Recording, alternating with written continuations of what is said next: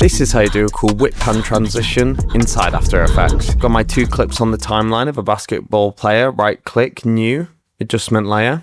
Right click the adjustment layer, time stretch, 10.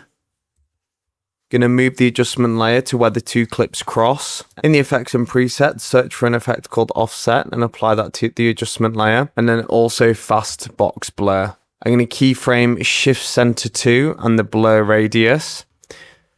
And then I'm going to move to the penultimate frame of the adjustment layer, second to last. And then whatever the value is on the shift center 2, you're just going to do minus. So mine's 1920, so I'm going to do minus 1920. And that does a full cycle of this movement. If we press U on our keyboard as well, I'm going to keyframe the blur radius again with the same value. But where the 2 clips overlap, I'm going to set the blur radius to 200. And then on the blur dimensions, whichever way we want it to pan, we can change it to that. I want it to do a whip pan horizontally, so I'm going to do horizontal. Highlight all the keyframes, right click, keyframe interpolation, Bezier. And the shift center 2, if we highlight that and go to the speed graph editor, we get these velocity arms.